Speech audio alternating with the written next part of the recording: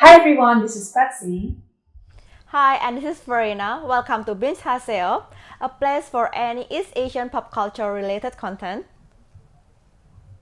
So, for today's video, we're going to talk about the journey of Korean drama filmography since Hallyu wave started. So, if you have been watching K-drama since 2 decades ago, you probably noticed that Korean dramas has been evolving both in terms of their storyline and their filmography aspect. Yeah, so for this video, we're going to divide the K-drama culture into 5 different eras. But please bear in mind that this is based on our own observation and there's no formal paper to support this.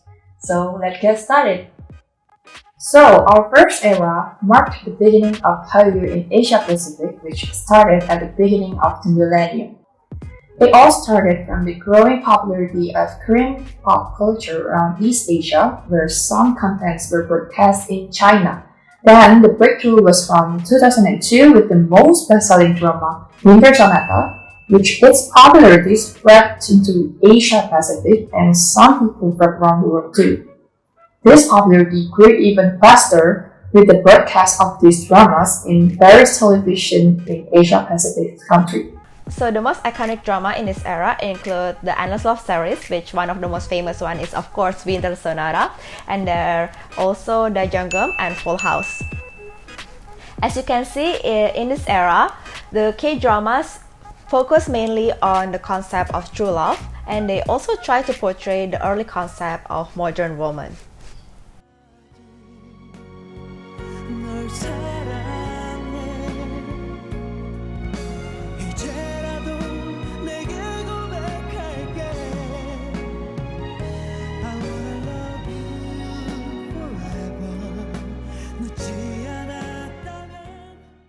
Yes, that's right. For example, Ji-eun from Full House that played by Song Hye-kyo shows her strong character when she is trying to survive after being scammed by her own friends. It is also important to note that Taiwan still had a very strong influence over East Asian pop culture during this time, including K-dramas, and that explains why there's a strong similarity between beauty standards that portrayed by Taiwanese drama and K-dramas during this era. This era usually have that classic oriental beauty that portrayed by Meteor Garden Jerian and Barbie Sue. Like, for example, the male lead usually has a strong jawline, tan skin, and the character usually they are very mature as well. Right, and the girls tend to have a very innocent look that makes people want to take care of them despite they have a very independent vibe. Okay, so our second era, which began in 2005, we call it the Cinderella era. As you can see, during this time, there are still some Taiwanese influence, but the K-dramas already developed their own theme at this point. So, what we call Cinderella type of story is the typical story when the female leads are kind and charming, but tend to have a powerless character. For example, they are born in a lower class family or simply a character that creates a problem in a story. Yet, the male leads usually are very wealthy, good looking, but have an irritating personality.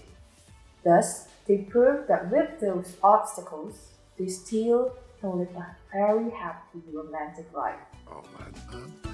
유리나, 누구 마음에 든 사람 없니? 할아버지, 전 남자는 너무 쑥스러워서. 저렇게 숙기가 없어서. I think there are a lot of popular drama coming out from this era because at this point, Hallyu is starting to gain recognition globally, including Europe and North America. So the most popular dramas during this era include Shining Inheritance, My Girl, Coffee Prince, Princess Hours, and of course, BBF. Yeah, these are the dramas that have served the best and I could say the most popular during this period, with the highest rating, and of course, all of these dramas contain the Cinderella type of story. Fun fact, aside from the regular Cinderella drama, there are also the reverse Cinderella dramas, where the male lead is actually the Cinderella. For example, The Prince Hours and My Fair Lady. Prince Hour is not that successful, but My Fair Lady is quite successful as well. So it proved that both genre can be successful actually. Next is the youthful era, which began around 2010. Why we call it the youthful era? It is because there are a lot of popular school dramas during this time. This is marked by the renewal of the school series and some of the adaptations like Playful Kiss. Yes, we can also see that during this era, K-dramas has started to take over the Asian culture and develop a very independent styles. And that is why there are a lot of dramas that is very iconic and well known, such as Dream High and The Heirs.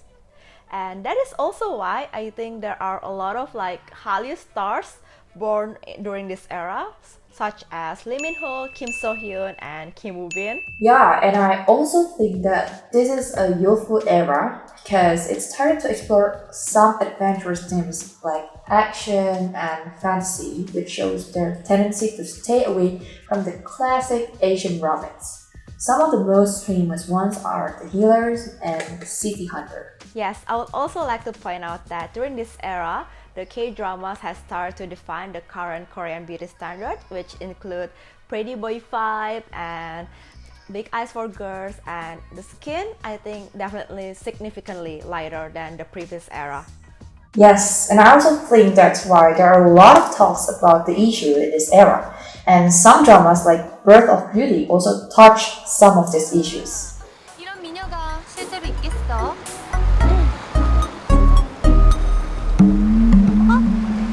저기 있다. Really beautiful. 예쁘다. Okay, so our next era, which I would say the technical era, began in 2015. I call it is the technical era because at this time, the K-drama industry already incorporated some filmography technique to improve the dramas. For example, they improved the camera quality and how they shoot the scene, and they even include the sound effects usage. In fact, one of my favorite dramas, Strong Woman Do Bong Soon, I realized that one of the reasons why I really love the drama is because they use the sound effect to emphasize, to improve the comedy vibe of the drama.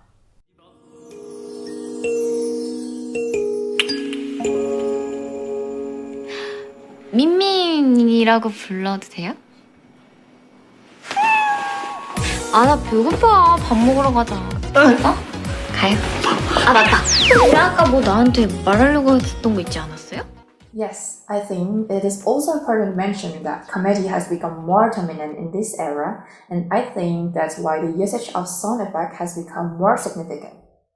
I think this era also has some of the most iconic comedic K-drama like Son of Your Heart and Laughter in Waikiki. And even when they are not in the genre, they will put a lot of comedic elements.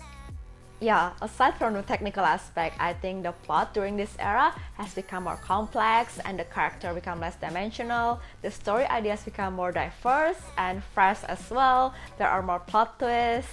And I think it also covers a lot of genres as well, from sci-fi, legal, seguk, sport, and then fantasy and many other genres as well. So for the last era, it is the era that we are now living in. It's 2020. So for the drama that already aired in this era, I think they are more westernized, and the issue or the plot that they discuss on the dramas are more controversial and rare to find in Asia. I think they definitely know their audience now, like more international fans. As we know that there are a lot of legal platforms to watch Korean dramas like Netflix, View, Viki, and many others. Yeah, even story-wise, I think there are some similarities with Western stories. For example, The King, I think it has some concept with the Avenger Endgame, and there's this book that I read called Dark Matter, and I think Alice has some similar concept with the Time Traveler's Wife as well. Yeah, I think they try to experiment with a new plot, like some twist that is juicier and fresher, not using those typical amnesia plot as the turning point of the drama. In fact, I think character development has become an important part of the dramas and plays an important role as the turning point of the drama. For example, like Ko Moon-young, Moon Sang-tae, and Moon Kang-tae in It's Okay Not to Be Okay. Yeah, I think they represented a very complex connections, which also includes some psychological illnesses. Obviously, I'm not the person to talk about this, but their character development shows that K-drama has some purpose that not just focus on telling a love story, but also to point out that there are some realistic issues that happen in this world that people in Korea or in Asia in general usually are not aware of. Okay, so that's our personal classifications of Korean dramas era from Winter Sonata until now. Please comment below which one is your favorite K-drama era. Also, don't forget to click the like button if you like this video and subscribe to our channel to receive notification for our next content. Thank you for tuning in. See you! Bye!